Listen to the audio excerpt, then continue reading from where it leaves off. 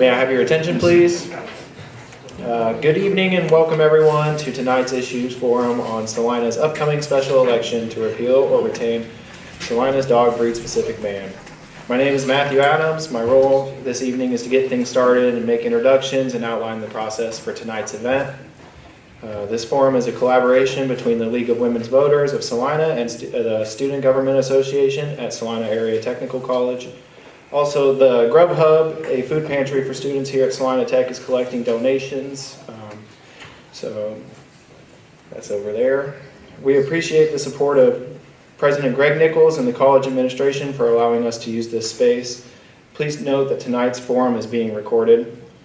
I am a nursing student and also a member of SGA. Other students assisting this evening include Brandon and Natalie Alderson, also nursing students, William Meyer, a computer-aided drafting student, Liam Coral, who is earning his associate's degree in welding, Josh Banks and Caitlin Spalding from the welding program, Charlie Harsman, a pharmacy tech student, and Tiana Nye, an early childhood education student who will be keeping time.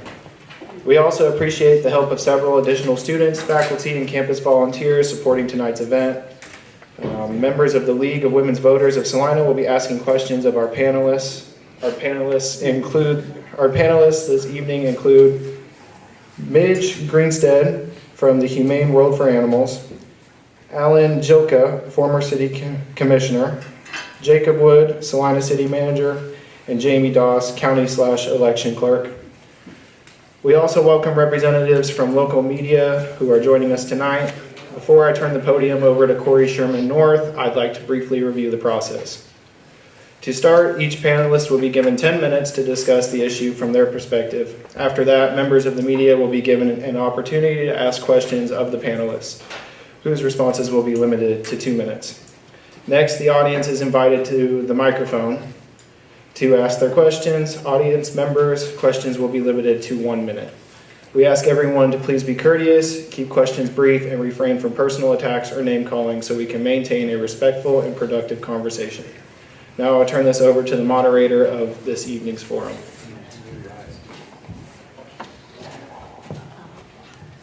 Thank you so much for the hosting of tonight's forum.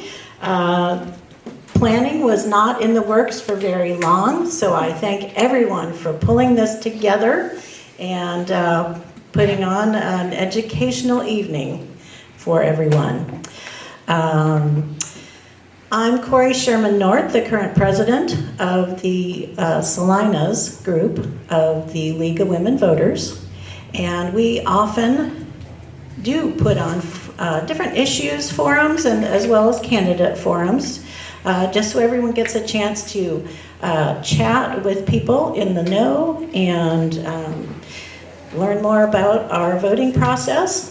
We do have voting registration materials over here at this table. I am sorry to tell you that if you have not registered right this moment, it's going to be too late to register in time to vote for this particular issue. Deadline was today at 5. But get ready for the August primary and then the general election. Several years ago, about 2004, a law banning pit bulls, breed specific, was passed due to incidents in Salina that had resulted in severe injuries and others. Now, after much effort on the part of Salina citizens with petitions to the City Commission, we are having a special election. And tonight we'll get to hear all about how that election works and all different sides of the issues, and you'll then get a chance to ask questions yourselves. First of all, we have our speakers on our panel. Jamie Doss, our Saline County Elections Officer and County Clerk. We have our Salina City Manager, Jacob Wood. Former Salina City Commissioner, Alan Jilka. And the State Director of the Humane World for Animals will be following us up. So, after each panelist gets 10 to 15 minutes to speak, then it will be turned over to our media panel. Nick Fiera of the Salina Post, Todd Pittenger of KSAL, and Charles Rankin of the Salina Journal. Then, at that point, the media panel will have 20 minutes to ask questions of our panelists. And then following that, we'll have audience questions and answered, which we'll talk about at that time. So, let's get started. Jamie, if you'd like to. Thanks for having me again. My name is Jamie Doss. I'm the Saline County Clerk and Election Officer. As you stated, today was the last day for voter registration for this election. And ballots will be mailed tomorrow, February 4th. We have approximately 27,000, a little over 27,000 ballots that will go out in the mail tomorrow. Election day is February 24th, and all ballots must be in by noon on that day.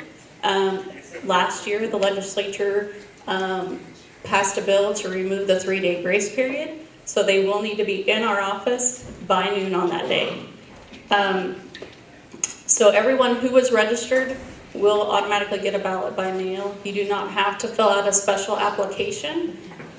You can go online to our website, the salinecountyks.gov website, and to the election department and look up how you're registered, if a ballot is getting mailed to you, and then you can look at a sample ballot there as well.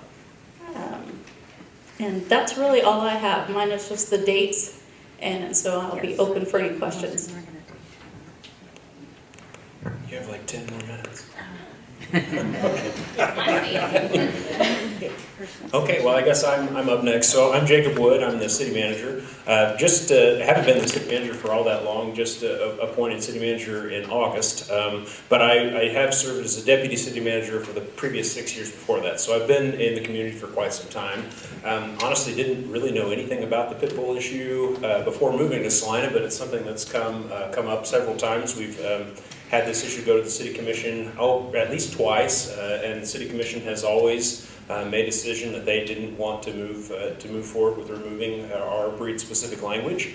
So obviously, a group of citizens went through the process to sign the petitions, get the petitions in front of the election officer, and the City Commission had the choice to either pass the ordinance as they had presented, or to send it on to the electors to have a vote with the people. And so that's the process that's going to take place here over the next month. So really, the choice is that the voters have is to keep the current ordinance that we have in place. So we would keep the current breed-specific language, or to remove that language from the ordinance. Really, today they asked me to talk a little bit about, the difficulty in administering the breed-specific law. And I would tell you, from a perspective of managing an animal shelter. Of course, I don't manage the animal shelter, but we have folks that do. It is difficult to administer the pit bull ban for a couple of reasons. First of all, anytime that we have a pit bull that comes into our possession, typically what happens is, an officer or one of our animal patrol officers will see a pit bull. They'll have to write a ticket to somebody. That will go through a court process, and then that pit bull has to be held at our facility until the court process is run. Well, court process is not always very quick, so we end up with kind of a room full of pit bulls that are just sitting there waiting to go through the process. And then at the end of that process, then we have a pit bull that may go back to somebody. It may, lots of times we do release agreements where we would get that dog and it would be given to somebody outside of the community. But sometimes it doesn't work out, and that dog would end up being the possession of the city. So at that point, then we have a pit bull, and because we have a law in place that says that you can't own a pit bull, we don't feel like we can adopt those out. We don't adopt those out to people in the community, and we really don't adopt those out to individuals. So what we try to do is find a rescue, find another animal shelter that will take the dog. So we end up spending a lot of time, energy, and effort trying to find a place for these pit bulls to go. And it used to be a little bit easier. It seems like there used to be quite a few rescues in Colorado, out of state, that would take pit bulls, but at this point, there's just really not a great place for them. So we trade pit bulls for other dogs that have kind of been deemed unadoptable in other locations. So we may trade a pit bull with a Newton shelter or another shelter, but our goal is to try to get them out of the system. In the past, we did have pit bulls that we couldn't find home for, and it would end up being in our shelter for quite some time. I think there was at one point we had a dog that was in there for longer than a year. We certainly don't want to have dogs in the shelter that long. I mean, the shelter's not really intended to be a long-term stay. It's intended to be a place where you can bring a dog or a stray dog comes. We always spay and neuter anything that comes into our shelter, and then we try to get it to a place where it can be adopted out. So we don't want to be a long-term facility to hold those animals, but have had quite a few issues trying to find homes for them. If they can't be housed in Salina. Another couple of issues that come up that are hard. There are federal laws around service animals and emotional support animals, where if somebody has an emotional support pit bull, we really can't limit them from having the pit bull at their residence, at their place, at their house. Now they can't take it out into the park. You couldn't take it to Walmart or whatever. But they could have an emotional support pit bull in their home, and that would be protected. There's other distinctions with service animals. I'm not going to get into great detail of that as well, but service animals are also something that's protected, so we couldn't really limit you from having a service animal if it was a pit bull either. So I guess from that perspective, I think there's lots of difficulties in what we do in terms of managing the breed-specific language. But I will also say, whatever happens with this election, we will go forward. We'll figure out a way to administer. We'll continue to do what we've been doing in the past with this. As the breed-specific language has been in place, we'll continue that. If the voters decide they want to do something different, it's our job to figure out how to administer that as well. I do think probably either way, we need to take a look at some of our ordinances in terms of nuisance dogs and vicious animals and make sure that they're up to date and they're kind of meeting the newest and latest trends. So we'll probably do that whether the vote goes one way or another.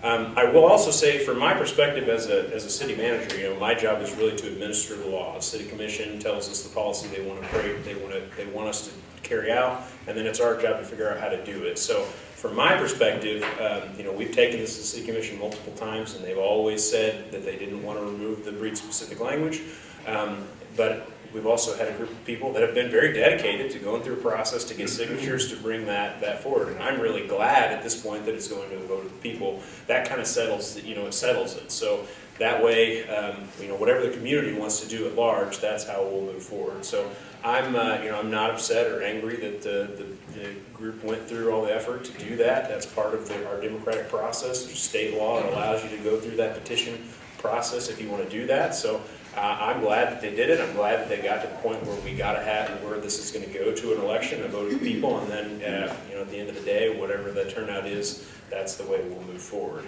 I will say one thing. I guess I don't. Right now we have an issue with a lot of pit bulls in our shelter, and it's not just court-hold dogs. We also end up with quite a few stray dogs that are just a pit bull that's out in the community that ends up in the shelter.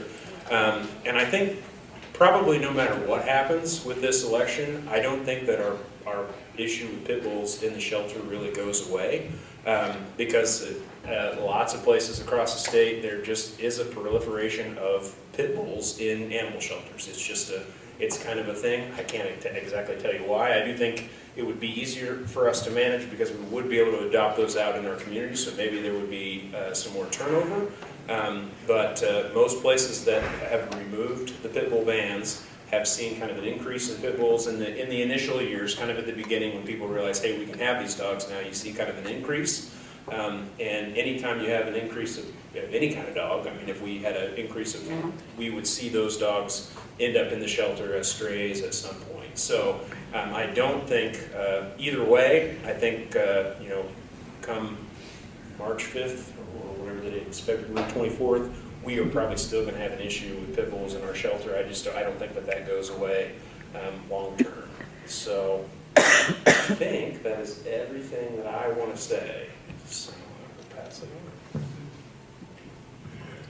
Thank you, Jacob. I want to start by thanking the League of Women Voters for putting this formed together, and thank all of you for coming, because I think it's a really important part of the local political process that we've kind of lost in the age of social media, you know, getting together and having a rational back and forth on these important issues. Used to be that the Chamber of Commerce partnered with the League of Women Voters and always had candidate forums and issue forums like this. The Chamber unfortunately kind of caved to the wishes of a former state senator a few years ago and withdrew from that, and I'd like to take the opportunity to publicly chide them and for that, and I would hope they would take the initiative to make the call to legal and voters and get back to them, because I think otherwise some Chamber's a reputable group in the community, and in their absence some maybe less reputable groups fill the void. Anyway, I was one of 5 people that voted on the original ordinance, which passed on June, let's see here, I believe it was June, it was in June of 2024. I thought I had the exact date. I think it's June 28th, 2024. 2004. 2004. Thank you.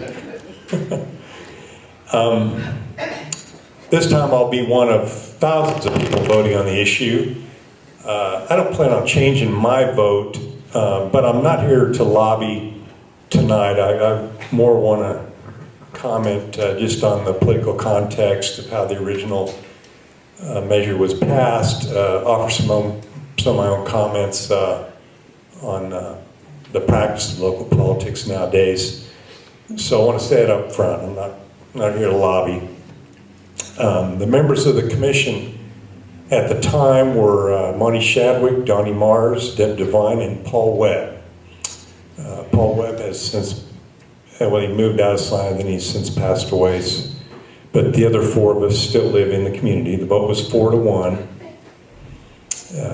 And I would venture to guess that that accurately reflected public sentiment at the time. I wanted to say a few words about the practice of local politics. And I don't feel like I've been gone from the commission that long. I was on from 1997 to 2009, but there's a lot of things that have very much changed in a few short years. To me, the hub of local politics back in those days, first decade of this century, was the Salina Journal. Almost my entire term on the city commission, Tom Bell was the editor. The paper did a really good job of airing all points of views. At the time, they had a really superstar staff of news reporters.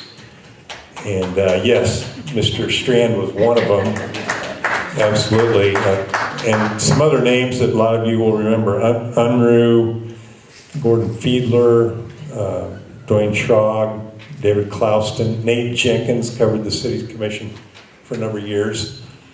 And so back in that day, everybody read the paper, and that was the vehicle to discuss issues primarily. To a lesser degree, there was a program on KSAL called Kansas Live. It was most of the time hosted by Dave Four. He left for a little bit, came back, and I think it was re-christened the Dave Four show maybe, or I forget, yeah. Anyway, so whenever there was a major issue out there, he would get the principals on both sides in, and there'd be a robust discussion. And with no offense to one of my good friends who's here that still works for that station, it has changed quite a bit, and no longer have the same feeling about that. Today, so much it's all about manipulating social media, and I've talked to current Mayor Hoppick about this before. I've talked to Mr. Longbein a little bit. We didn't have to deal with social media back in my day. It was really started up about right at the end of my tenure. And so I suspect that there'll be a lot of arguing back and forth on social media. you know, that's just the world we live in. But to come full circle, I think it's good to have all of you come to an event like this, and we can rationally discuss things and get the back and forth going here. Now, most of the people don't follow the City Commission unless the City Commission is doing something that they feel personally affects them. You know, I remember voting in front of an empty room to spend millions of dollars to upgrade the water plant or projects, you know, $10 million for a highway or a railroad overpass. Empty room. But I think back of other things, like the most controversial vote I ever had on City Commission was the smoking ordinance in 2002 when we banned smoking in restaurants. Everybody had an opinion on that. Everybody thought it affected them. I couldn't go anywhere in town. I remember getting buttonholed in the shower one morning at the YMCA. You need to be voting this way. And then I walked out to the lockers to get dressed, and a guy buttonholed me on the other side of the issue. And I thought about telling him, why don't you go back and talk to that guy in the shower? You guys duke it out. Anyway, and the pit bull ordinance likewise had a lot of people, had a lot of interest. It's very unfortunate that Tom Bell was not able to come tonight. I know he was invited, and he, I think, played a big role in getting this ordinance passing the first time. A couple things that were happening to me in those days leading up to that June vote. There was a lady I was slightly acquainted with in town that lived on Rom Street, I remember. Don't remember her name. She had come into the store about worked in my family's furniture store back then. She came in and about 4 times complained that her neighbor had several pit bulls. And I remember telling her, well, you know, that's not illegal. A pit bull, you know, what do you expect me to do? And the pit bull hadn't gotten out or anything. And but after maybe 4 or 5 times she came to talk to me over a year, I told the city manager about it. So he said, we'll check into this. And he went and got a group of 3 or 4 people. I think they had the animal shelter. The police chief went with him. Maybe they had a health department, I forget. And he came back a few days later and told me that they had went out to these people's house. And to make a long story short, and I forget the exact number, but it was in the low 30s. These people, little house, had over 30 pit bulls in their backyard and in their house. So they were raising pit bulls, maybe probably to sell. So that kind of made an impression on me. They threatened these people with a lot of health violations, and the couple ended up moving out of the city limits. The other thing that happened, and I've always thought that Tom Bell was kind of quietly promoting a ban, because they did several articles in the year before, and one of them was about 2 or 3 months before this issue came up the last time. And I remember I was quoted in the article as saying, breed-specific ban, we really don't want to go there. And so, what changed? Well, there was one incident on May 4th of 2004, and I asked if I could get a picture put up here. So She's waking up the computer. I'm taking those extra 2 or 3 minutes that Jamie left, if you'll forgive me.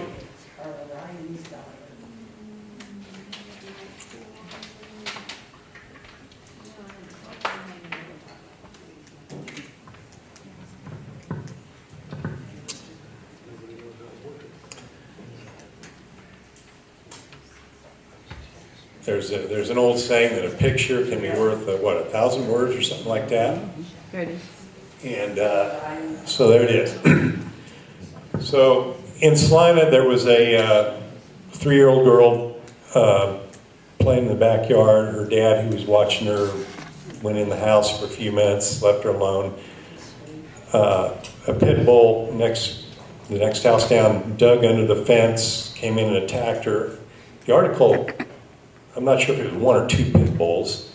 The family's dog fought it off long enough to warn the father to get out of the backyard. Anyway, so a day or two later, this picture's top of the fold on the Salina Journal, and that had a really emotional impact on the community. I think from then on, we had no choice but to pass a ban because public sentiment was overwhelmingly in favor of it. And of course, this girl was followed some on her recovery. A couple other quick notes before I pass the mic. Just thinking back of all the reading I did before the vote, there was a big debate on what's considered a pit bull because of crossbreeding and everything. And then there was an issue that there's more, I don't remember if it's more attacks or more fatal attacks by Rottweilers than any other dog. And I remember thinking, well, why aren't we looking at that if we're going to ban pit bulls? But we didn't get into that a lot at the time. Anyway, the ban could be tweaked or modified in response to some of Jacob's issues if it's upheld. If it's overturned, you won't be able to revisit it in 10 years. I think that might be a good reason to keep it.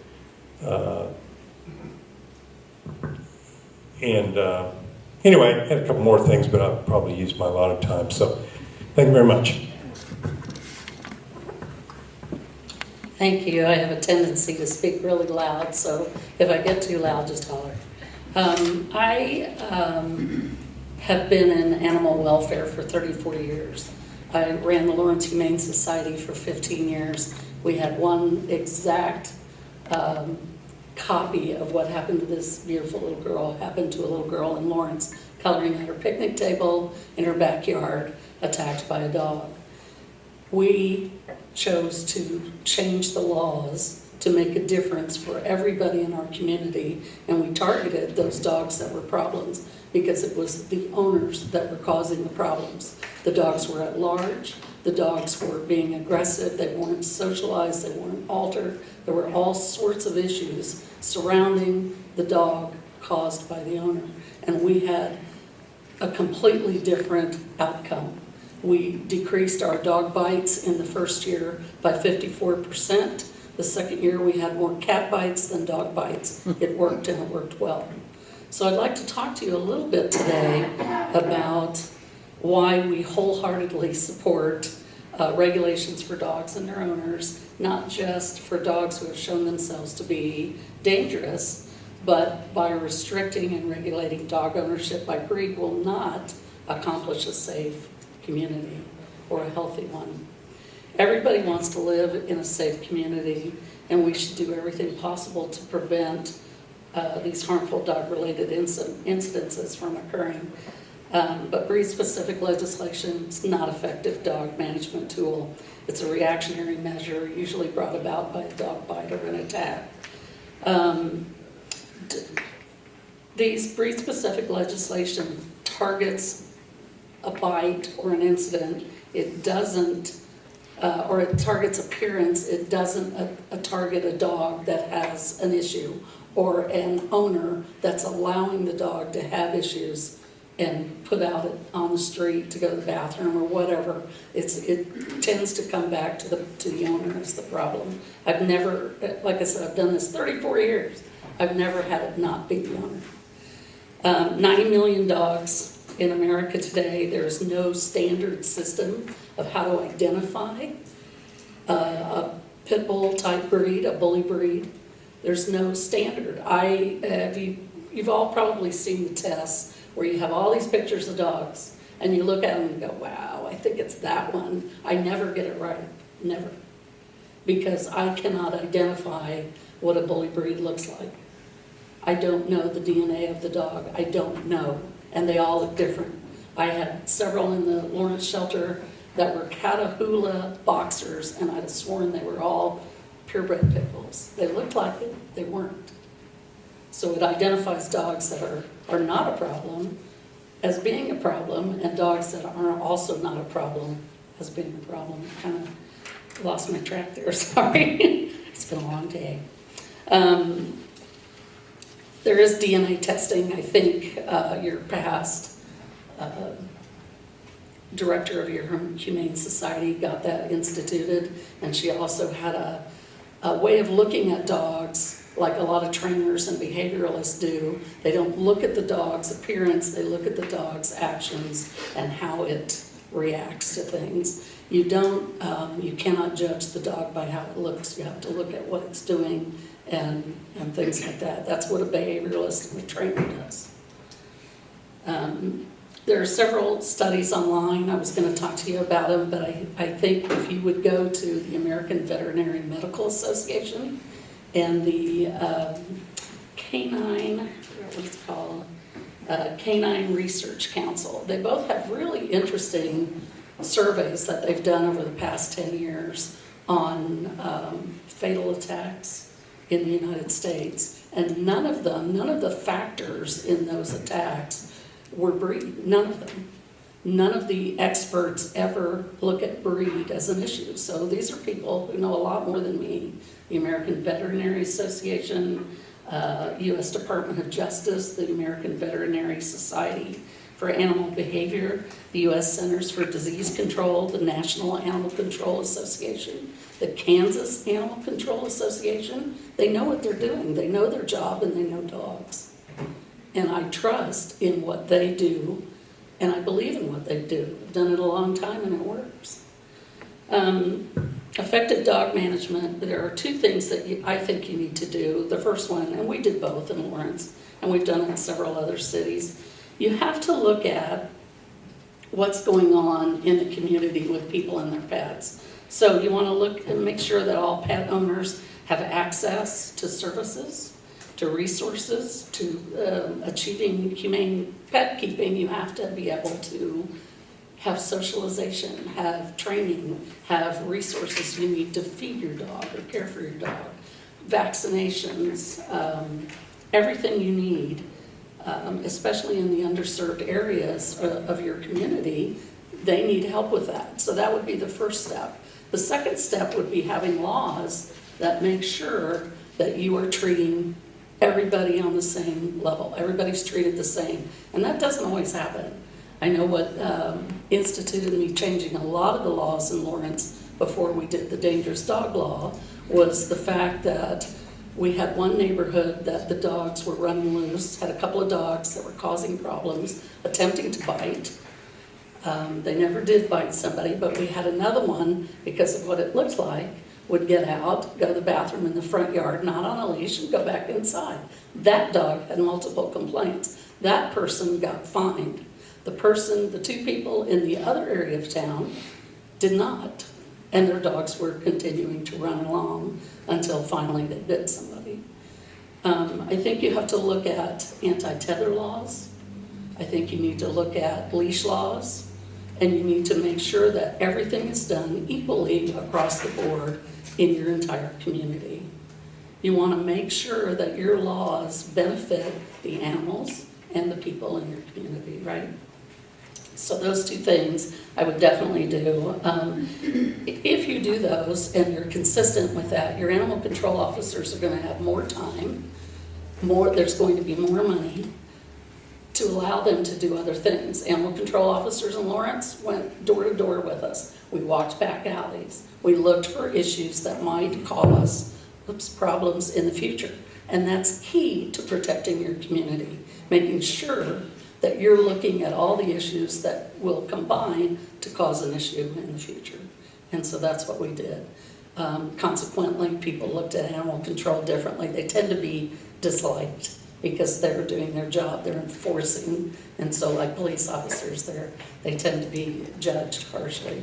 So it really helped that situation, and it helped us working with them and the city. Right now, humane societies across the United States are having a hard time. I'm sure if you visited, you have a beautiful facility here. It's run very well. I've been there several times.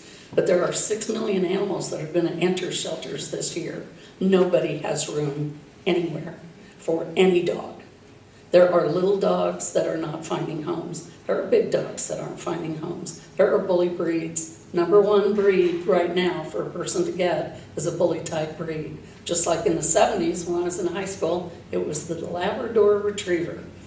When I started at the shelter, the Labrador Retriever was the number one dog in the shelter. Black Labs everywhere you went. Same thing today because it's the most popular breed. And that happens, it happened in the 90s with the Rottweilers, it just goes like that. So you're going to see a lot more of them. You need to also know your laws. So when he was talking about, your past commissioner was talking about the person having 30 pit bulls, first thing I see is breeding without a license and too many dogs on the property. I'm calling the state of Kansas because that's their job. Know the laws, know who enforces them, and together as a community with your laws, you can keep a safe and happy, healthy community. So please look at the websites that are out there, both sides, but you're going to see that the experts all agree that breed-specific legislation is not a working conduit for having a good, healthy community.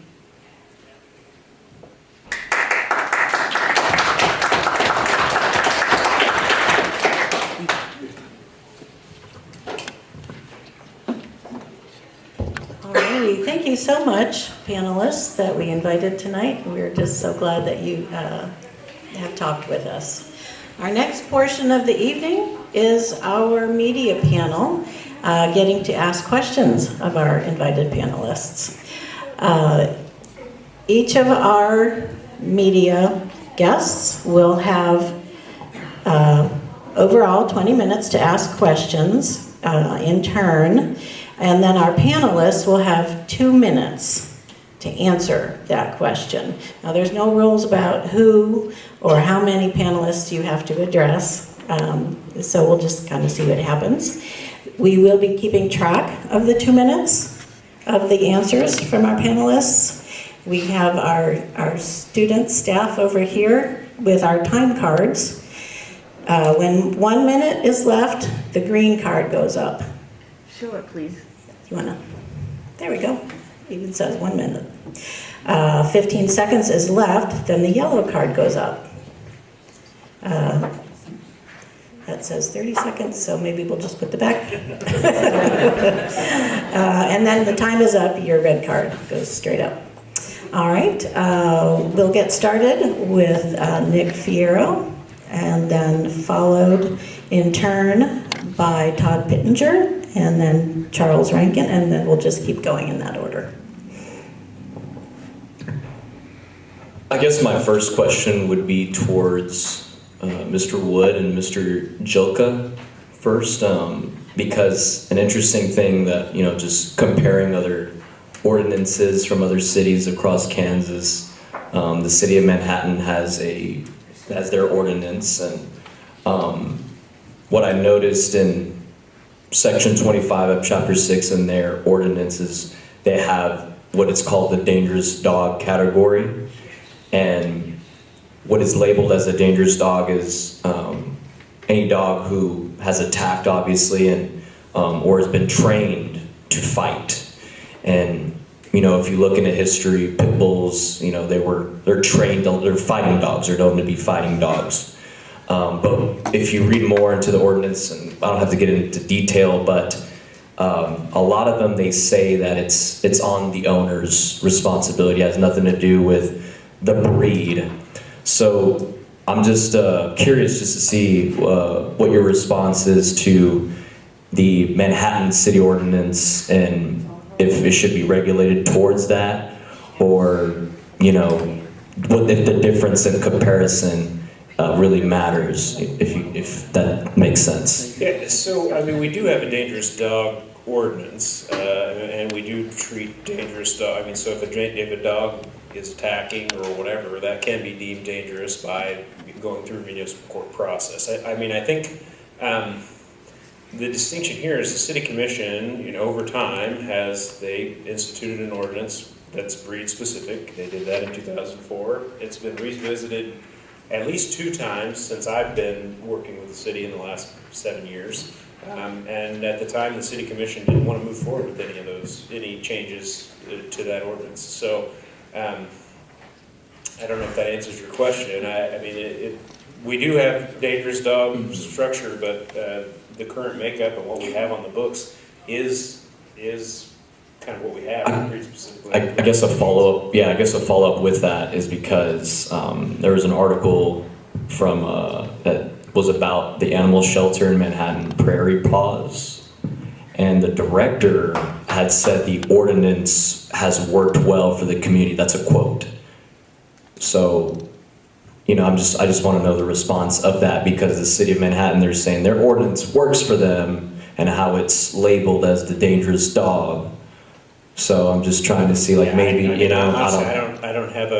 don't know anything about Manhattan's ordinances or how they're set up. Every community is a little bit different. I mean, every community has its own code of ordinances that relate to all kinds of different things. So I'm not so sure about Manhattan and how they've regulated. I don't know, to say that it's working or not working. I don't know how I could compare that here. I mean, we have a dangerous dog ordinance, and it is working, I suppose. When we have a dangerous dog that bites, it gets, goes through that court process. I don't think that's broken, but that's really not what's at issue here. What's at issue here is the breed-specific legislation, the question on the ballot, and at this point, we don't really have an option to do anything other than what's on the ballot. I mean, so the question will be this: Do we keep doing what we're doing currently? I think former Commissioner Jilka is correct.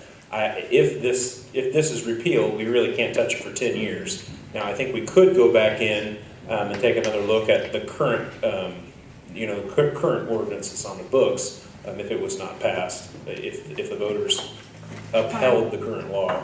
So, sorry, Thank you. I'd just like to jump in here and remind our very engaged audience that we do want to be respectful of our panelists and to keep noise levels down and not distract from the discussion. There will be the audience time to talk at the end.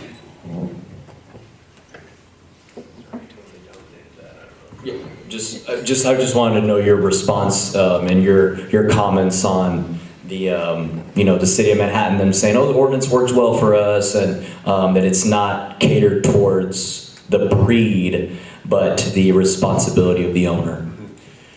I don't want to pretend like I've been following the matter closely, and I probably haven't read the ordinance since I voted on it back in 2004 until today. I did have Jacob's secretary email me a copy, and I reread it. He said it's been looked at a couple times over the years. I think it's appropriate to review it occasionally along with any ordinance. Like I mentioned earlier, I had my doubts back in the day about Rottweilers, but I don't know, I'm kind of at this stage, I think we have 5 good city commissioners. I trust them to review the matters, but yeah, it's good to look at occasionally. Thank you. I think maybe my question will be for Midge on the end, the kind of animal expert, but any can answer. In the spirit of full disclosure, I live in a house divided right now.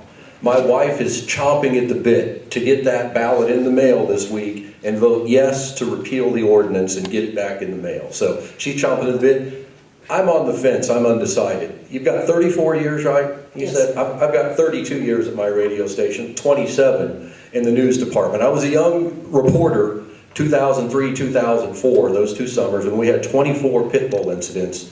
I was out covering many of them. We were out one time, me and a now retired photographer from the Salina Journal were out covering one where there was a animal control officer on the side of a house trying to wrangle a pit bull. It broke away, charged us. We had to get in the back of a pickup parked along the street because this pit bull charged us. 2003, 2004, 24 pit bull incidents. I guess my question is, I know Rottweilers, Dobermans, German Shepherds, that sort of thing. bites, attacks with them also. Why was it only pit bulls? Is there any explanation for that? Well, there's quite a bit of history there. It was kind of a knee-jerk reaction for communities to put it in place before anything happened. So when they first came to the States, or they were first being bred for fighting, that was the big deal. But I can tell you there's not a lot of fighting that goes on. It's very small. I mean, that's what I've seen. In speaking to, we've overturned, I think, 24 in the 15 years that I've been at Humane World. We had a name change. We've overturned about 23 in Kansas. I've helped with that. And there just hasn't been any problems. And this is the first time I've worked one other than Lawrence that had a bite, a significant attack like the little girl we saw. The rest were just put in place in the 70s.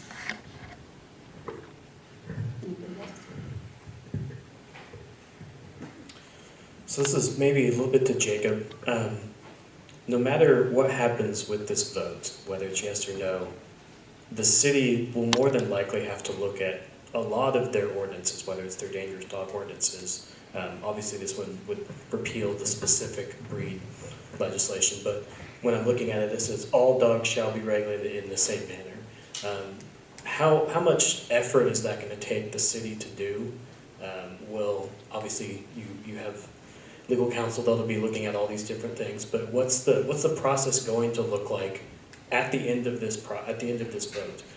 Whether the vote is yes or no for you as the city. Yeah, I don't see it as much different than any other topic that we have. I mean, generally speaking, when we have an issue that comes up, we look at other communities and see how they're handling them. I mean, there's not a whole lot of new stuff going on, so you take a look at what other communities have done, what's been successful. I mean, maybe you look at Manhattan and say, hey, this ordinance has worked for you, and you take some and you try to make it work for your community, kind of, fit the best that it can. So I think that's what we would do. We would take a look across Kansas and across the country. Now it's a lot easier to do that with Chat GPT and all that. It's easy to do research. You can find stuff from across the country pretty quickly, see what's worked, and to reach out to our networks and find out what's worked and implement it for sure. My question will be for Ms. Grinstead. Is that how you pronounce your last name? Grinstead? Grin like smile, yeah. Grin like smile. Got it. Okay. So pit bulls are often associated with a higher frequency of severe, complex, and at times fatal bite injuries. I mean, they don't have the highest, I guess you could say, bite force. I mean, there's cane corsos and other types of breeds that have higher bite forces. Do I not? Malinois. Malinois? Or a German Shepherd. Yes, thank you. And or the Kangal Shepherd is known to be like the highest bite force. That's a big dog, But I don't know. But it's just interesting to know that. But obviously there's the pit bulls. They're known to be very dangerous, and there's many statistics and sources like. For example, that pits accounted for 68% of fatal dog attacks from 2010 to 2023. Some show higher percentages. There's some sources that say it could be flawed and things like that. But I looked at the CDC, but this is from 1979 to 1996, so it's a while back, and they reported more pit bull fatal attacks than any other breed from that time frame. And there were 60 out of all the other breeds. So why, let's say keep the ban, why support pit bulls if they're deemed to be dangerous? Well, first off, there's no proof or evidence that those dogs were bully breed dogs.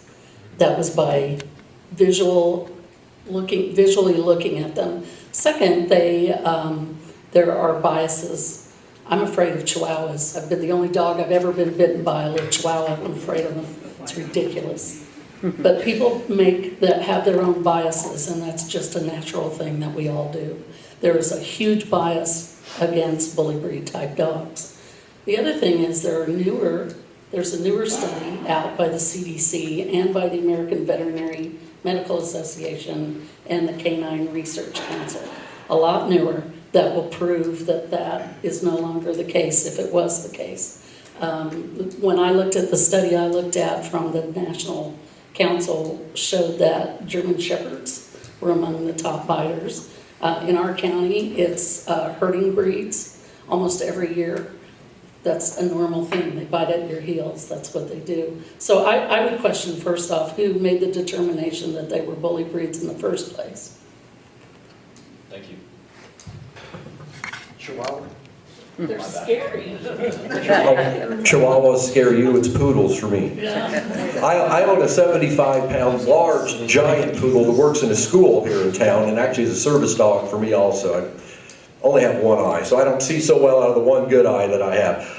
All of that being said, I maybe want to shift gears a little bit, and maybe this is a question for you. Well, actually, it is, no maybe about it, a question for you, Jamie. When it comes to mail-in election versus go to the polls and vote, there's some sentiment out there that says maybe, I know on both sides people have reached out to me, a mail-in election is less secure than a normal election. So the results will be different than it would be had everybody gone to the polls and voted. Can you maybe address that, a mail-in election versus a in-person election when people go to the polls and vote? So obviously, in my mind, they're both equally secure. We have a lot of security measures in place to make sure that all ballots are accounted for, one vote per one voter, going out and coming back in. So, and I'm thankful the Kansas laws, a lot of those are written well, so we have those security measures in place. Polling place elections, you go out there, you show your ID, you go in and vote. When you get a mail ballot, you get a ballot mailed to you. You will then vote your ballot. You put it back into the return envelope that has your name on it. If you have multiple people living at your home, make sure you're putting your ballot in your envelope and you're signing the back of it. Everyone in my office has gone through signature verification training. When we get it back, we go and check it in, check your signature, make sure that it is yours. This protects you and your vote. And then if there's any discrepancies, we call the voter to make sure that it was you that voted that ballot. So it does protect and make sure that you are the one that's voting that. Thank you, that eases my mind a little bit. So this is a question both for Mr. Jilka and then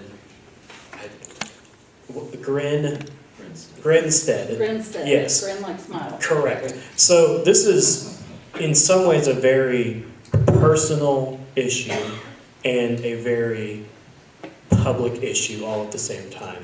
So for both of you, if, for instance, the vote is yes, and the city the voters decide to uplift this, or to repeal this ban, Mr. Jilka, what do you say to the people, or excuse me, Ms. Grinstead, what would you say to the people who are vehemently opposed to this?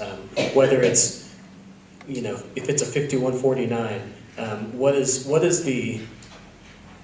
what would you say to those who are very much going to be mad at that particular decision? And then on this other side of that, Mr. Jilka, in the other direction, if it is potentially 51-49 in the other direction, what is it you would want the people to know who did vote yes on this, or did vote no on this, that were upset about how the outcome might turn? So you're talking about if the vote is, if the ban is upheld? Either way, honestly. Because you are both kind of at opposite sides of this issue. Sure. So if it doesn't turn out the way that you hope it does, what do you say to your supporters? What do you also say to those who oppose what you are supporting at this time? Well, I think there's always a way to allow bully breed type dogs. You can have them spayed and neutered, you can have them microchipped, they can have requirements put upon them, but at least it allows those dogs to remain in their homes with their families. I think if it's overturned, I would love to give samples from all across the state of cities that have dangerous dog ordinance. The one I like the best is one that says any dog that attempts to attack or attacks a human or a companion animal off of their own property is a dangerous dog. And then they have requirements that they have to go through. It works really well. Well, I would first say that anybody who is supportive of the current ban should accept the result. I know we've had a kind of a prominent example of someone not accepting the results of election in recent years. It's kind of infected the rest of our politics all the way down. But I would also, one of my favorite lines in politics, I don't know where I got it from, but the world is governed by those who show up. And to kind of put a little different twist on that, the world will be governed in this case by those who fill out and mail back in that ballot.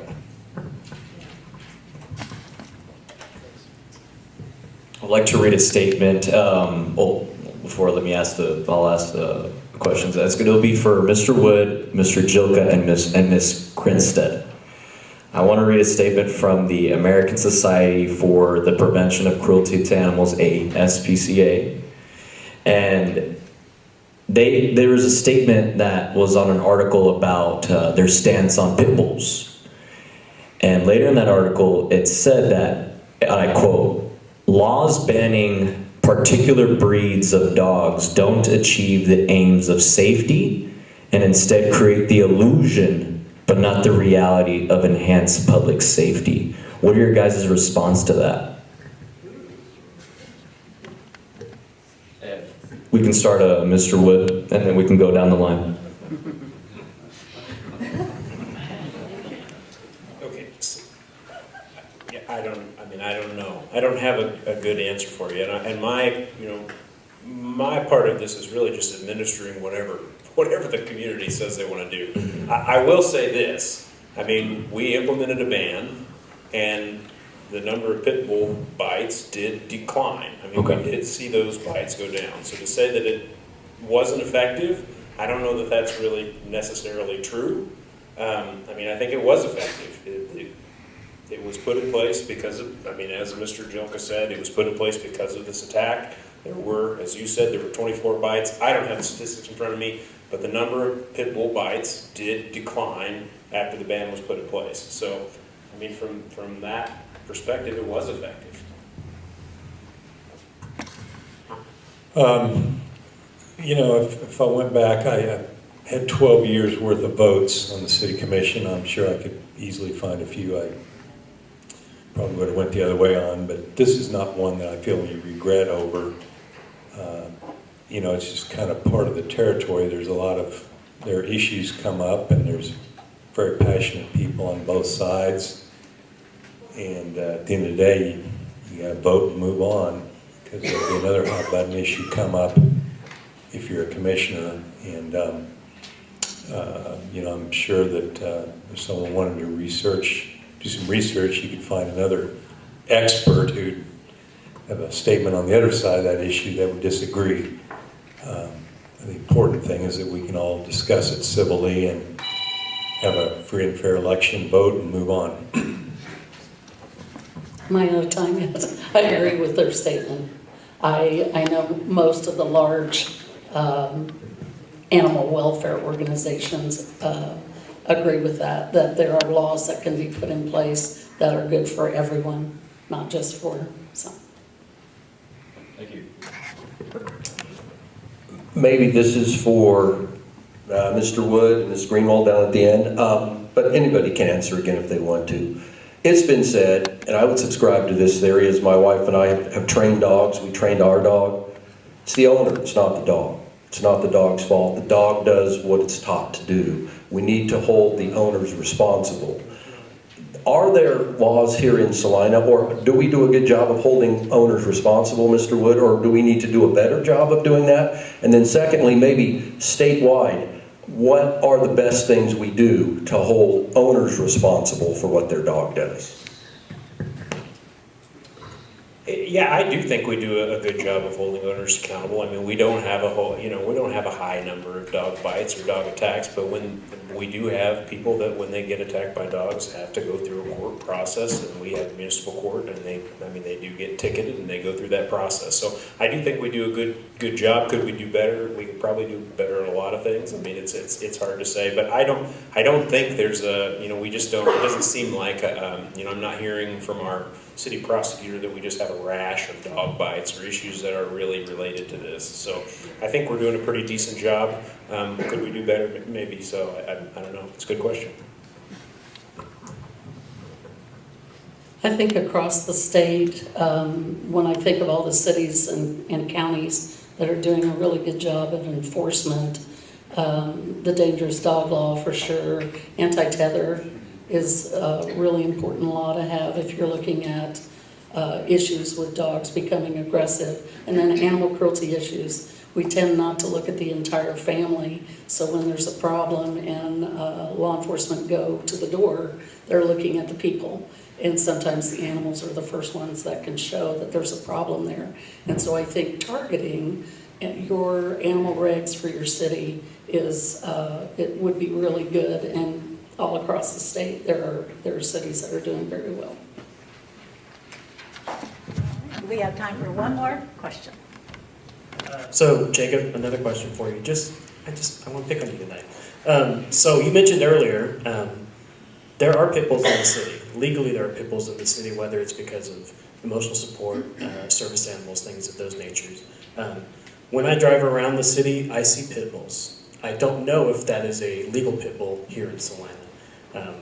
What would you say to the people who look at the current law that's in place and say that it's not effective because we have these pit bulls here in the city and they're not either being reported or the enforcement is not happening for that specific reason? Yeah, that's tough. I mean, I do think there probably are more pit bulls than what we know about. I mean, we manage what we can. I mean, it's kind of like anything. There are people that speed in the community, and we're not going to catch all of them. But when somebody calls us, if there is an issue, we do go out and we respond, and we try to take care of the issue and the problem. So, I don't know. I can't tell you what number of we don't know how many pit bulls are in the community. I do think that there are less pit bulls in the community now than there were in 2004 when this law was passed. So I do think from that perspective, we probably have less of a problem now than what we did back then. So maybe it's been effective in those terms. But yeah, we probably don't catch them all. If somebody calls us and we see, and we don't really go looking for them either. I mean, it's not like we have animal control officers that are just driving around looking for pit bulls specifically. If they see one or if somebody reports something, then we're certainly going to take action. But it's not like we have a pit bull patrol that's just specifically doing that job. We'd have to hire 10 more people probably to make that work.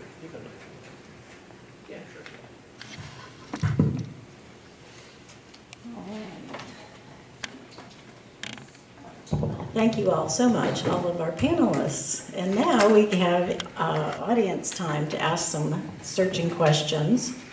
Our process tonight will be any audience member that has a question, please come up to the microphone, and anyone else can line up behind. Then, when given the go-ahead, each questioner has 1 minute to answer their question. Ask their question. And then each panelist still gets the 2 minutes to answer fully. Please remember to keep noise to a real minimum, so no clapping or yelling out. Let's save all the applause for the end. And if we're all set, would someone like to get us started?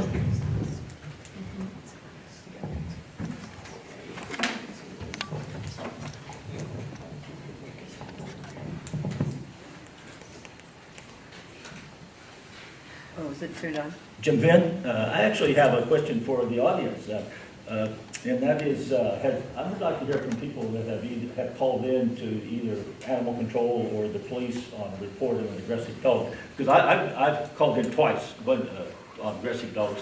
One time, the response was absolutely abysmal, and the other time, it was taken care of immediately, and the woman went to municipal court and was charged with having, menacing was the term, was the ordinance. Her dog was guilty of menacing.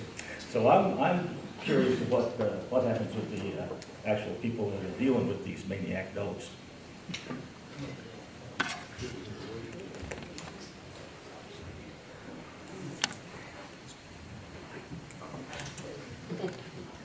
Come on up. Trent Davis, I'm not going to talk policy, but primarily for the elections office. When I look at the ballot, is this an issue where yes means no and no means yes? Will people realize that if they want to keep the law the way it is, they have to vote no on this? So the ballot language that's on there currently is exactly how it was worded in the petition. So I simply add, shall the following be adopted?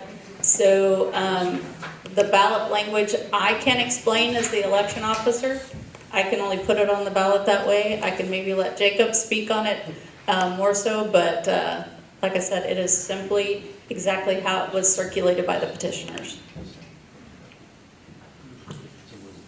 So the ballot language, I mean, and Jamie's correct, it says, shall the following ordinance be adopted, and then it has the ordinance. So a vote yes is a repeal of our breed-specific language, and a vote no keeps our law the same. So, if that helps. Is there someone that's going to be there to oversee, to make sure none of the ballots get thrown away because we were winning for our repeal? Is somebody else higher than just the people going to count them? Somebody going to be there on the side of the band to witness everything? Or we just take your word for it?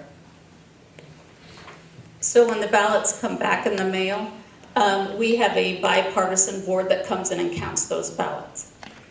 So it is none of us that actually do the counting or the tabulation of the votes.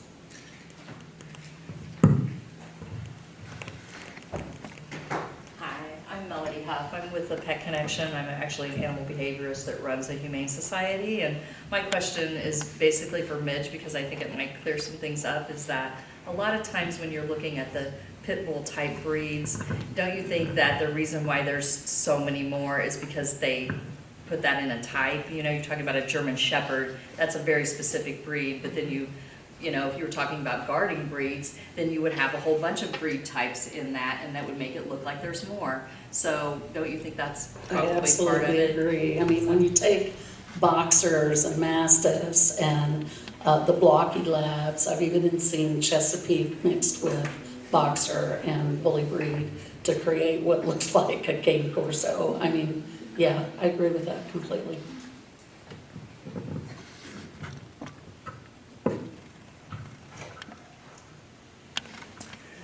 David Norman from here in Salina. I know there's a lot of feeling among the population that owners are being discriminated against because of the breed of dog, and I understand that fully. And in that respect, I sort of favor repeal of the ban. But it was interesting to look, somebody provided me with other research, and in Denver, they have a very cute phrase, show us your pitties. And in that, they did repeal pit bulls, but they instituted a process by which dogs up to 10 months aren't looked at. From 10 months to 3 years, they have a sort of a temporary license of sorts, and they look at the behavior of the dog over that time. And then after 3 years, they get a regular, normal dog license, as all of them are expected to be in Denver. And by the way, I think we should bear in mind, pertinent to the picture that Ellen had put up, that first of all, over about a 15-year period, there were 500 some people. Time up? Yeah. I'm sorry. I think that's unrealistic to be able to ask questions, but to come back to that then, do you think, Jacob, within the ordinance that exists, it's possible to institute something about that around the dangerous dog ordinance? Yeah, I'm not familiar with that. I would be happy to take a look at that. I wrote that down. We'll take a look at what Denver has done. To be honest, I'm not sure. And really the question here, we don't have a whole lot of flexibility in terms of what the ordinance that's going before the people says is it repeals the breed-specific language, and that's really the only leeway that we have at this point. So we certainly maybe could have before done some different changes or put some regulations in place, but now the question is, it's kind of either yes or no. We either have the ban or we don't, and then our hands are a little bit tied in those terms. So I turned that ordinance over to you guys when Denver first repealed it, so if you didn't throw my stuff away, you guys have it right at your fingertips. I've slept at least once since then. Alan, this is for you. Can you give me the owner's name that had the 30 pit bulls? I remember the place, but no, I don't remember. Okay, who went with you? I didn't go.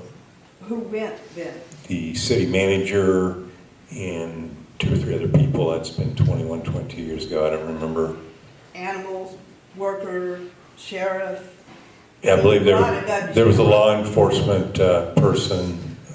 City manager got a group of, I don't know, 3 or 4 other people, and they went together, is what I was told afterwards. Okay, well, I talked to a couple of people that were working at the animal shelter, and they said that never happened. There was never a house that had 30 pit bulls. I don't believe that. City manager did not lie to me in that case.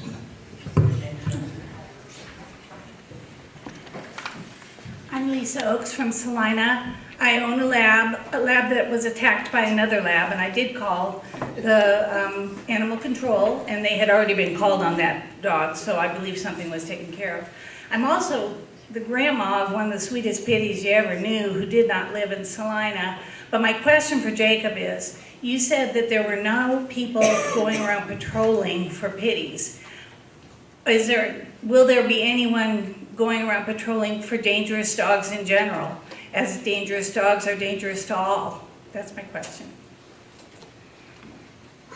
Yeah, I mean, dangerous dogs, really, they get that designation based on an action. So that's something that happens when you call in and say, hey, you had a lab that attacks, then that will go through, they'll get a ticket, it'll go through a court system, and the judge will make a determination whether it's a dangerous dog. So that happens as a matter of course whenever an animal control officer is doing their job. So. Hi, Tyler Sartain.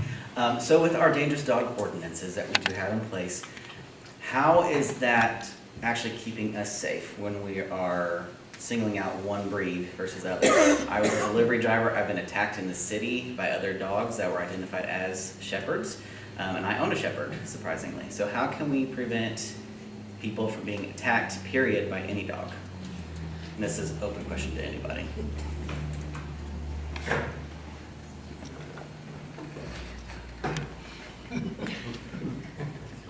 I guess we could ban all dogs. No. I mean, I don't know another, yeah, I mean, I'm assuming that was a rhetorical question. I don't think we can keep people from being bitten by dogs. I don't know how to do that.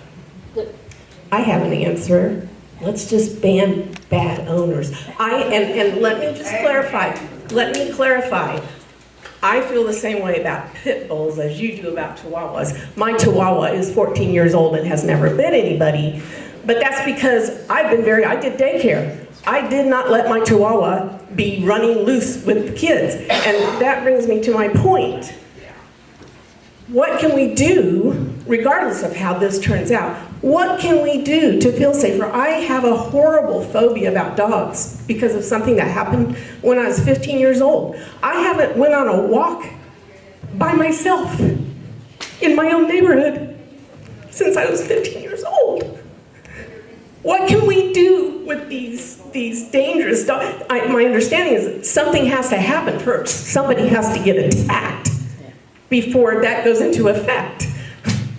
That's really, you know what, how can we do better? You have to have a law that says it's not a one-bite rule, right? We had the incident I told you about with the little girl. That dog got a one-bite rule. Did I tell you about the little girl got attacked? The dog bit her, and at that time we had a 1-bite rule, so, okay, next time, it's like somebody stabs you, and, okay, next time. You know, it's not acceptable. You have to have laws that protect the citizens, so, and they have to be enforced across the board. Yes. And Yes. that's the key. So when a dog is showing attempts to attack or is being aggressive off their property, you need to have a law that says, hey, when they're off their property, they need to have a humane muzzle and a 4-foot leash. When they're outside, they have to be in a 6-sided kennel with a locked door. They have to be microchipped. They have to be spayed and neutered. Those are the ways you protect your community, is by not getting rid of those dogs that haven't done anything yet, but by making sure they're not going to do anything. And that's where your animal control officers come into play, because they're going to know those dogs.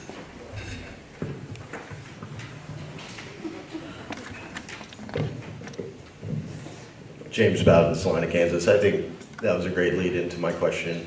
A lot of people say that it's the owners, not the dogs, and that the owners should be held responsible for any actions that the dogs are taking.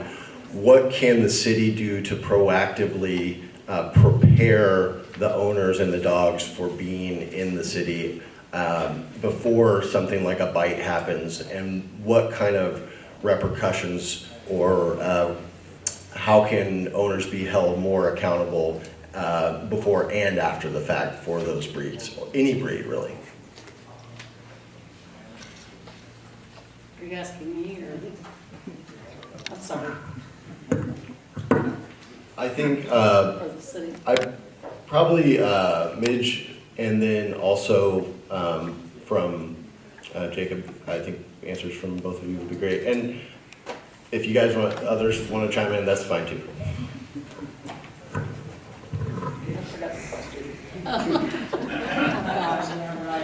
Education is key. So I talked to you about our laws that we've changed, and we've changed across the state, making sure that the water bill contains a, hey, we have a new law, this is the law, this is how you abide by it, this is how you report when there's a problem, or you have it in your paper. The radio stations talk about it. You know, the animal control officers are doing door hangers. That's what communities do to get the word out, that you have to educate your community or they're not going to know. You can't assume that everybody's going to know.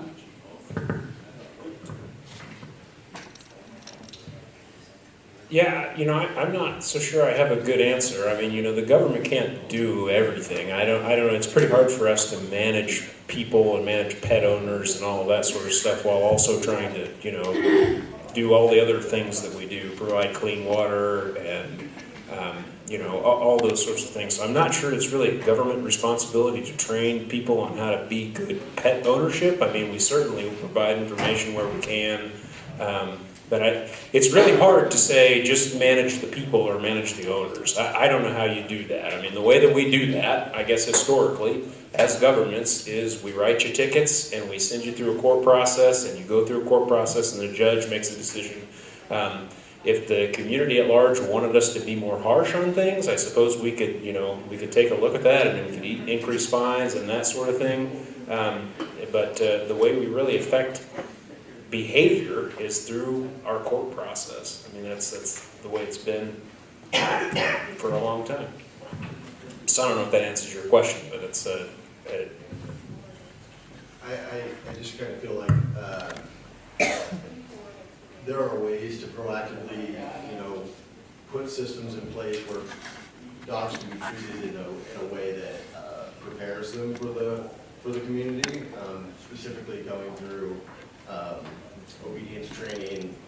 If there are, yeah, it'd be pretty tough for the city to say, hey, we're going to require you when you get a dog to send that dog through obedience training. I mean, I just don't know that there's no way we could administer that. Sure, but let's say the animal shelter was given some funding that could promote sending animals through obedience training or something that could help, you know, guide them in the right direction. It's Kevin Hazelton from Salina, and I guess my question kind of ties into that, because I really have a question for Ms. Grinstead to understand what you were saying earlier. It sounded like in order to, rather than address the breed, you were talking about being proactive with the owners, correct? Correct. Is that some type of mandatory? I mean, are you talking about laws to mandate proactive? Which, like I said, kind of ties with what he's saying, like. No, when we were working on changing the laws, it was because we were having problems in the community with problem dogs from problem owners. So we ended up, once we worked with the city and the county and we changed our laws, we put in place things that we thought would help educate the community. So animal control carried a list of the city laws that they would hand out. They walked the back, alleyways behind houses. We, the animal shelter, also helped with that. We put it in the newspaper. The city put information on the water bills. Anything we could do to try and get the information out. The other thing that happened with what I call the bad owners, I liked getting rid of the bad owners, by the way, was targeting them. I targeted them, and I gave, these are the dogs that are causing problems in the neighborhood. This is what we're hearing, this is what we're seeing. They're doing it after hours, and we targeted them. And that's how we got So control. theoretically though, I mean, even if you found someone you thought, man, that's the worst owner we've ever seen in our lives, there's nothing that would happen until a dog, if a dog were attacked, there's no power. Right, unless the dog does something, unless it's an animal cruelty situation, and then Right. any agent from a duly incorporated Humane Sure. Society has the right to enter property and take that dog. But bad training is not cruelty, correct? Or Well, not training your dog would be no, considered that is cruel? correct. You're correct. All right, thank you. Janice Hill. My question is for Mr. Wood. The shelter is full of pit bulls. You basically said that. And I volunteered at the shelter for 10 years. I saw a lot of pit bulls. And all that time, I don't remember any attacks in town with all these stray pit bulls running around. Do you really think they're dangerous if there's been no reports in all that time? Yeah, I mean, that's not really for me to say. I mean, we just administer the law that's on the books, so. Do you personally think they're dangerous when so many have been running stray in town and there's been no bites? I'm not going to give you my personal opinion, so. I'll defend him. He's Jacob's administrator. He's not the one making the decision on this. It's you guys, the voters, on this one. I'm Ann Zimmerman. I live outside the city limits, so I don't get to vote, but I'm with the League of Women Voters, and I'm interested in this. I want to first say, I want you to tell us what an anti-tether law is, because I don't understand it, but also I want to say that I think one of the questioners, whose questions you know and knew how to answer, I think she was assuming that the dangerous dog law only applied to pit bulls, but it actually applies to any dog, right? Oh, absolutely. Yeah, okay. So my question is, if the ban is upheld, can the city commission decide to adjust the law or alter it in spite of that vote? I mean, does that hamstring them, or can they adjust the law if the ban is upheld? No, I don't think it completely hamstrings them, but I do think we would have to leave something that's breed specific on the books. So I don't think we could remove the pit bull ban necessarily, but I think we could still make adjustments to that. So, and maybe I'd have to get a legal opinion to give you the full on that, but I do believe that because it goes to the voters that we really can't make a decision or a change on that portion, but I'd have to double check that, so don't take my word for it, I guess. What about the anti-tether law? Anti-tether law is a law that doesn't allow a dog to be chained all day, all night. It goes against their very nature to be chained. You could put them in a small carrier and they'll do better in the carrier than they will being chained in the yard. It makes them very aggressive. So in anti-tether law, we copied Wichita's 1 hour on, 3 hours in between, three times a day. And, you know, the enforcement was an issue for animal control. They can't sit there for an hour. So we would send people out, volunteers, and they would have a timer. And that's how we enforced our law. I'll follow up on this last question. It seems that it's been insinuated that if we repealed the breed-specific law, then of course we can't do anything for 10 years. I mean, that's insinuated as much as we can't do any changes. However, it sounds like, well, you're hampering us from making any changes to that law if you vote yes. I'm going to say that for the past 20 years, we've had chances that made no changes to that law. We've had some very serious issues with the shelter. The last 2 years, when you know how many animals, pit bulls are there. We've had other issues with animals in there. I'd like to mention that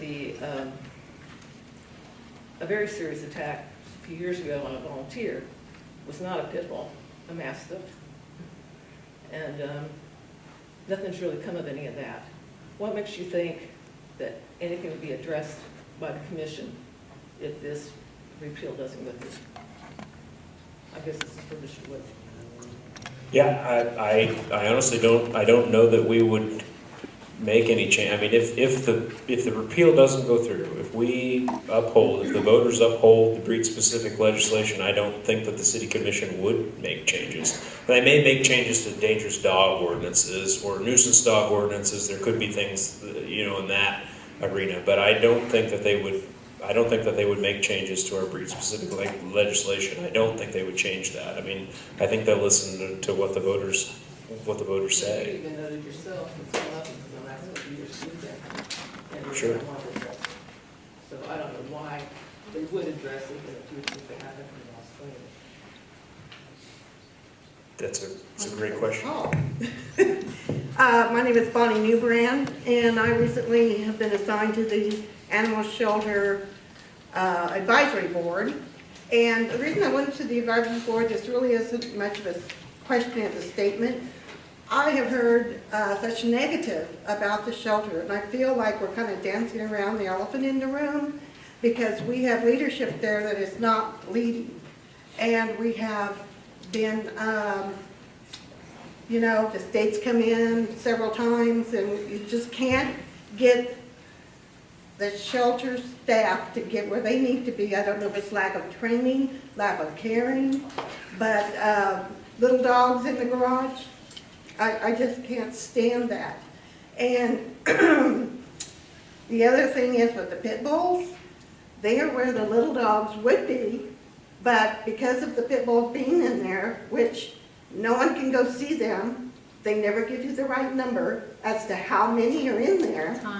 And my time's up. All I'll say is something's got to be done with our shelter. It's such a negative in the community because nothing else is going to get done until that's taken care of. Thank you.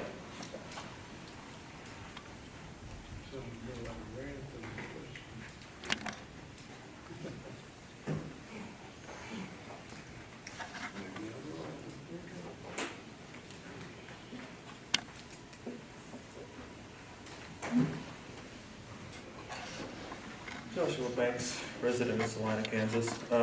I didn't catch, is there any proper course of procedure for anyone who would possibly be a repeat offender? Say they just keep adopting pit bull after pit bull after pit bull, gets taken away, gets taken away, gets taken away. Is there anything that can or could be planned to be done for those sorts of people? Question for anyone who has an answer. Yeah, I don't think that we have like a progressive law that would give you a bigger fine, but that certainly the judge would know those cases as they come forward, and then probably act differently, based on past history.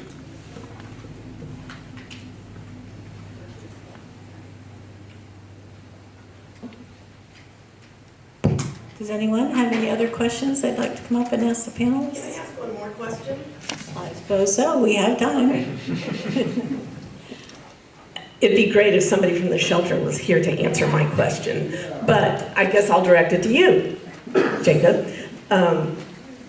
What circumstances most often lead to pit bulls coming into the shelter? Like, are a majority of them strays that are picked up, or what are the circumstances usually that bring all these pit bulls into the shelter?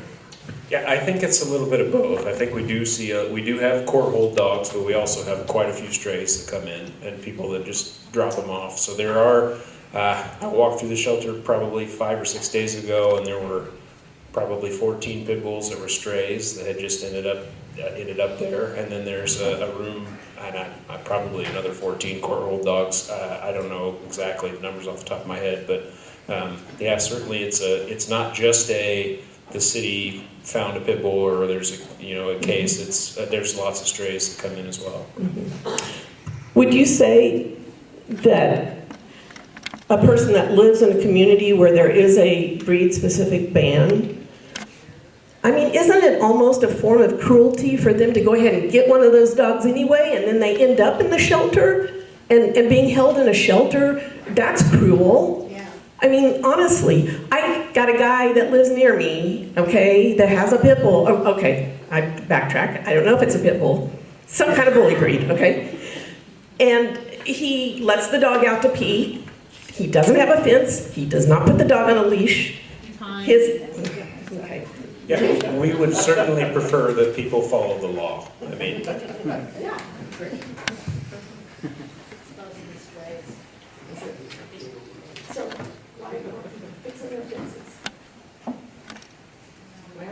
First of all, I want to thank the League of Women Voters and the Associated Government for the VOTEC for having us. This has been a very interesting and informative evening. One of the things that I think has been overlooked with pit bull ban is that my understanding was the people who owned pit bulls at the time of the ban went into effect were grandfathered, but no one else was supposed to get them. Now, I know those dogs have to be old enough to probably all be dead or close to it. So where are all these other pit bulls coming from, and why are we not addressing that issue as well?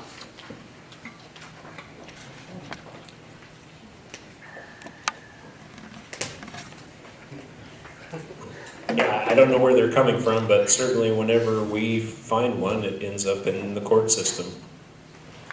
I can kind of answer that question. After sitting out, doing our petition for 3 years, talking to about 10,000 different people in Salina, pro, con, you name it, people that move here, they don't know. We've had a lot of people move from other states, and they'll bring their dog without realizing there is a law. And unfortunately, those dogs that get caught are from out of town, and they don't know. And also being out there, there's probably more pit bulls in Salina now than what we know, just because breeds are kind of meshed together, and they will assume that they're pits. So, thank you.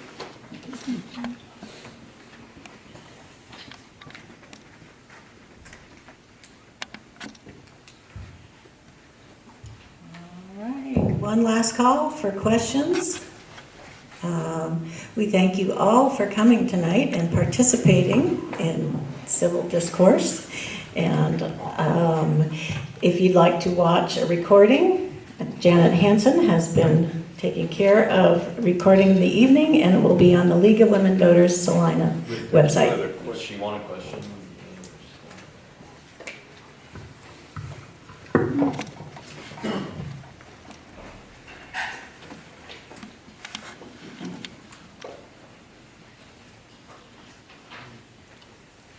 Caitlin Spalding. If people were to follow through and dig deeper on nonviolent reports, how do you think that things will improve? That's for anyone. Say it again. Yeah, stand closer to the mic. If people were to follow through and dig deeper on nonviolent reports, how do you see things improving? Oh, so, sorry. I work a lot with law enforcement, and part of my work with them is to train law enforcement across the state and animal control officers to notice the entire family. You can see a lot more if you look at the animal, not just the people in the building, right? So that's what we train them on, how to recognize animal cruelty and neglect. And it shows, once they can see it, once they see what's going on, it kind of opens the door to look at the entire family and what's going on there. You know, I don't want to deep dive into abuse in the household, but certainly it's all connected to animal violence. It doesn't stay in a vacuum. Animal violence grows from here and goes to the family. So you want to make sure that you look at the whole family, and that's what we train when we're doing police officer training or animal control training. That answer it? I'm sorry. Thank you.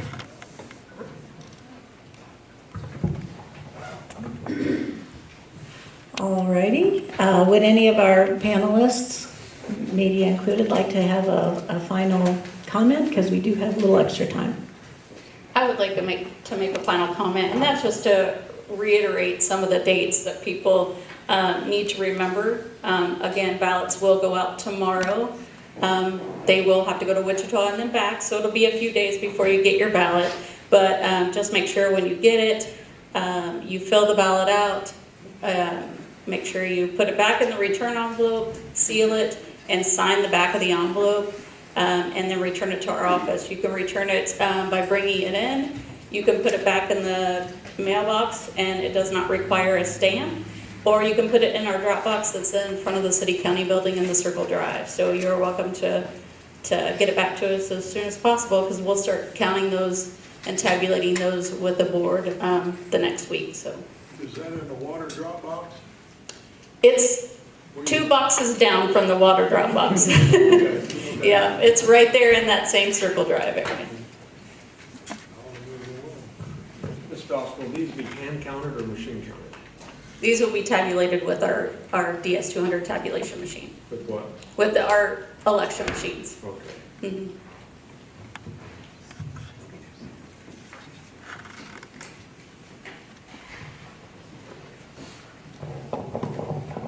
Alrighty, well, please give a big round of applause for all our panelists. Thank you so much for being here tonight. We'd love to thank our hosts, the Salina Area Technical College and the Student Government Association, and our faculty advisor who really did help organize this whole evening, Sarah Fisher. Sarah, you want to pop in? There we go. Well, thank you all for coming. Take care.